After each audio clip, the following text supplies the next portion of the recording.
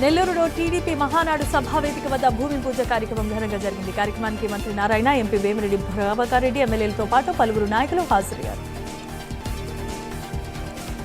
తిరుపతి జిల్లా సత్యవేడులో శ్రీ సిటీకి మంత్రి నారా లోకేష్ చేరుకున్నారు. అమెరికాకు చెందిన క్యారియర్ గ్లోబల్ కార్పొరేషన్ యూనిట్ ఏర్పాటుకు శంకుస్థాపన జరిగింది.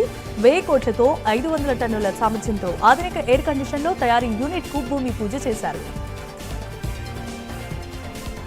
నెల్లూరు జిల్లా వింజమూరు ఎస్పై ఉమామహేశ్వరరావు తనిఖీలు చేపట్టారు. ద్విచక్ర వాహనదారులు తప్పనిసరిగా హెల్మెట్ ధరించాల్సిందిగా సూచించారు. సరైన పత్రాలు లేని వాహనాలు గుర్తించి చలనాలు విధించారు. లైసెన్సులు కూడా వాహనాలు నడిపితే కఠిన చర్యలు తప్పవని హెచ్చరికలు జారీ చేశారు. నెల్లూరు జిల్లా కలిగిరిలో పాతూరులో కార్డన్ సెర్చ్ నిర్వహించారు. ఇంటింటికి తిరుగుతూ సోదాలు చేపట్టగా సరైన పత్రాలు లేని 48 వాహనాలను అదుపులోనికి తీసుకున్నారు. ఎవరైనా అనుమానితులు కనిపిస్తే తమ దృష్టికి తీసుకురావాల్సిందిగా సూచించారు. కర్నూలు జిల్లా అదోనిలో విద్యార్థి సంఘాలు ఆందోళన వ్యక్తం చేస్తున్నాయి. ప్రైవేటు విద్యా సంస్థలు అనుసరిస్తున్న విద్యా వ్యవస్థపై అభ్యంతరాన్ని వ్యక్తం చేశారు.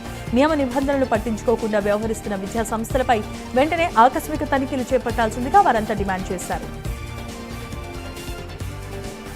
కాకినాడ జిల్లా జగ్గంపేట మండలం రామవరంలో ఒక వ్యక్తి అనుమానాస్పద రీతిలో చనిపోయాడు.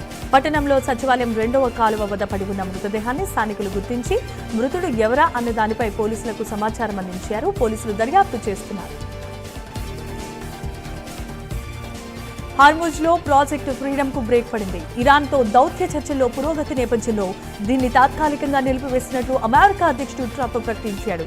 ఈ మేరకు ఆయన ట్రూత్ సోషల్లో పోస్ట్ పెట్టారు. ఇది ప్రారంభమైన కొన్ని గంటలకే తాత్కాలికంగా నిలిపివేసినట్లు ట్రంప్ ప్రకటించారు.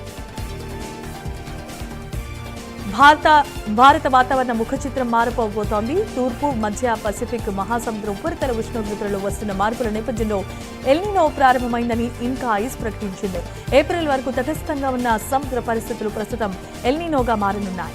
ఈ ఎల్నినో పరిస్థితులు 2027 జనవరి వరకు కొనసాగుతాయి. అన్నమయ్య జిల్లా పుంగనూరు పోలీసులు సకాలంలో స్పందించి ఒక వ్యక్తి ప్రాణాలు కాపాడారు.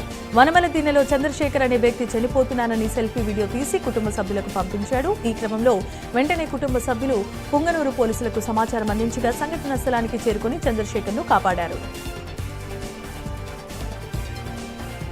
మల్కాజ్గిరి సరూర్ నగర్ లో రౌడీ షీటర్లు హంగామా సృష్టించారు. పట్టణంలో అర్బన్ రెస్టారెంట్ లో బిల్లు కట్టమన్నందుకు యాజమాన్యం సిబ్బందిపై కత్తులు, కట్టెలతో రౌడీ షీటర్లు దాడి చేశారు. ఈ దాడిలో రెస్టారెంట్ సిబ్బందికి తీవ్రమైన గాయాలయ్యాయి.